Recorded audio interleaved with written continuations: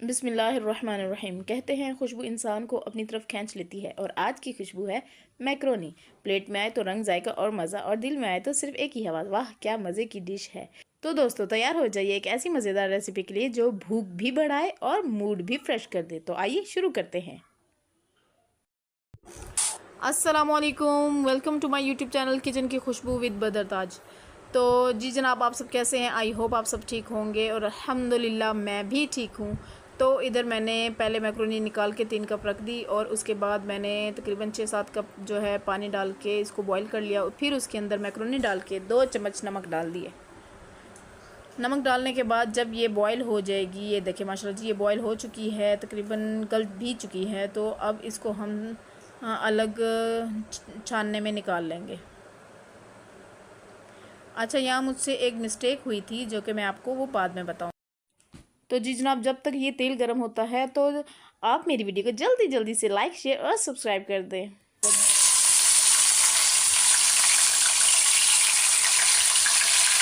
बारीक कटी हुई प्याज शामिल कर देंगे। ये मेरे सब इंग्रेडिएंट्स रखे हुए हैं। तो हम प्याज़ों को हल्का सुनहरा करेंगे, उसके बाद इसमें ऐड कर देंगे अदरक लहसुन का पेस्ट। चलें जी, अब इनको थोड़ा सा फ्राई करेंगे।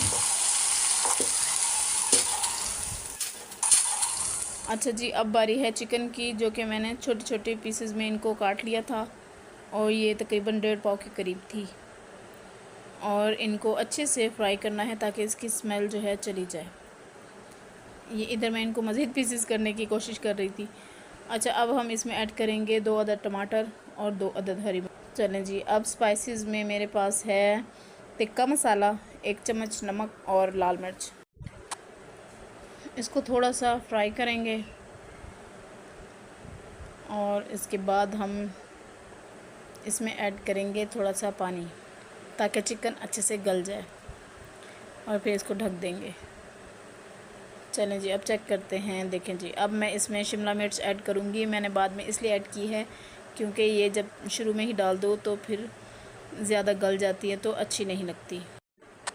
तकरीबन जब चिकन आधा गल जाए तो फिर इसको ऐड कर दो। फिर उसके बाद देखें जी, अब मैंने कहा था शुरू में कि मुझसे एक गलती हो गई थी। जब मैंने मैक्रोनी निकाली थी बॉईल करके, तो मुझे चाहिए था कि मैं इसको थोड़ा ऑयली कर लेती, लेकिन वो नहीं कि अब ये देखें ये बिल्कुल इधर चिपक चुकी थी। लेकिन कोई मसले वाली बात नहीं है, ये बिल्कुल खुल जाती है, इजीली खुल जाती है अगर ज़्यादा ना गलाएं तो। अगर प्रॉपर गली हुई हो तो फिर मसला नहीं बनता।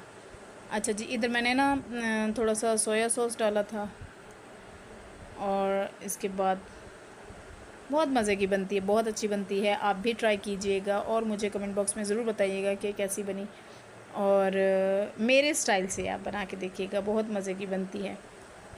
अच्छा जी, अब डिश आउट का टाइम है, तो अब हम इसको करेंगे डिश आउट। देखें जी माशाल्लाह जी, ज़बरदस्त, बहुत मज़े की बनती है, बहुत ही मज़े की बनती है। मेरे बच्चे बहुत शौक़ से खाते हैं।